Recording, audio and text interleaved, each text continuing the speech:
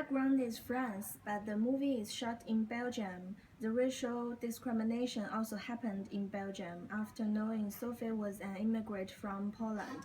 And France is a traditional immigrant land. When other European countries combined with high facility and immigration, France is in order to avoid the population deathline. As a human rights country, France is willing to become the land of political asylum. Since the beginning of this century, the French accept the Italian, Poland, and the Spanish. So, because of this background, racial discrimination is very common.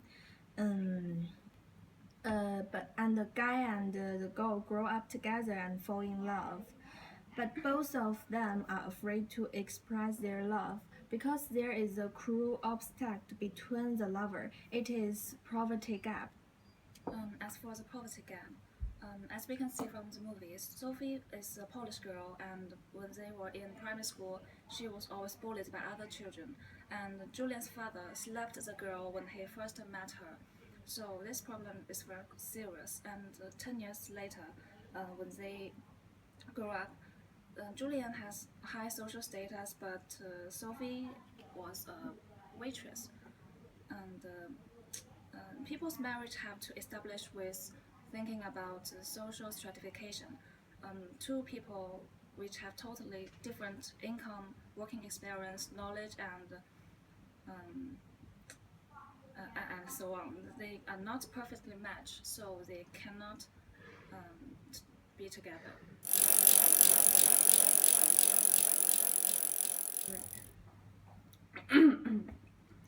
In this romantic film, the box runs through the whole film.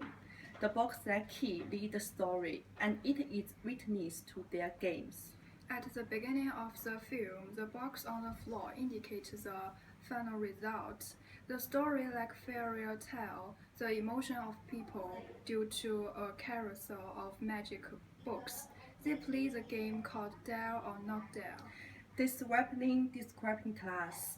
They play games 10 years, but they never admit they love each other. They use a box decided everything in their life. So they have problem even they use the box to make up their mind with love, and life and dice. Finally, the camera went back on the box of the cement floor. The carousel's books witness the frozen love. They tolerate each other, but they cannot separate from each other. This is a love of them, which also is a love from box.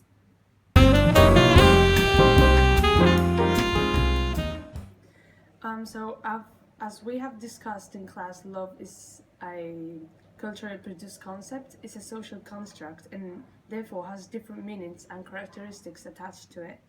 One of them that is present in the film is the concept of eternal love, a love that never ends. The notion is present in the movie in a very dramatic and radical way, since neither of the characters can be together, but living without each other is killing them. They decide to commit suicide by laying in a pit that will eventually be filled with cement. The final shot on the first shot on the film is the sealed pit. The eternal love is thus represented by the grave in which they decided to abandon their physical lives to be eternally together. By doing that, uh, their love is sealed by escaping from the disturbances of the world.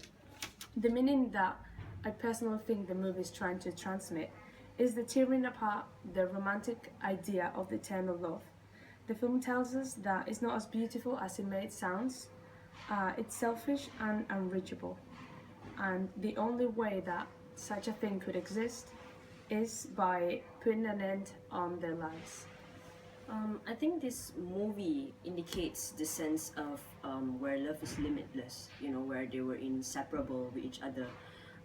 Like what Sylvia was saying, the eternal love actually represents the death of them.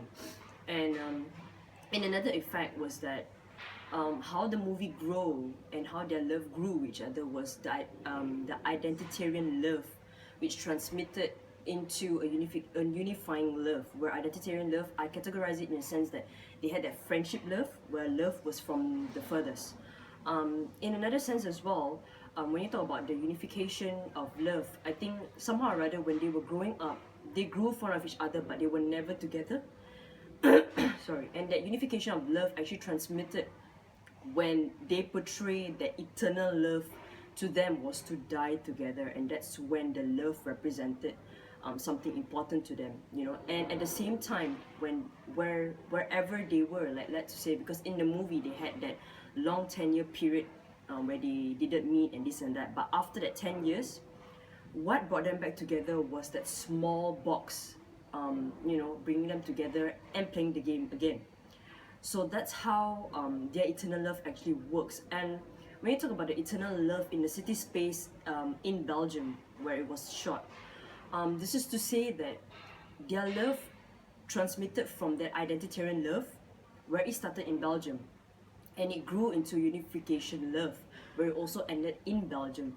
So this is to say that eternal love that never dies, in a sense that when they got into the pit where it was going to be filled with cement and things like that, they had that small tin box with them where they find it to be really a symbol of love, and they would die with it as well. And that's where we see it from a perspective that it is not seen as a poison of love. It's more of an antidote where they believe that even if they die, they will be together until the very end. When you talk about eternal love as well, like there's also a sense of selfishness, because in the movie, like they were portraying, you know, like the guy married off to another woman and he had children, and even the protagonist female, she also married off to a man who was actually popular around the world. So I think that sense of selfishness also tells you that eternal love do last when two people form together, and anything that happens around them does not even matter. Everything to them is just that sense of individualization love, where they were married off to other people, but at the end of the day, that individualization love came back. And that's the sense of eternal love that we found in this movie, this film.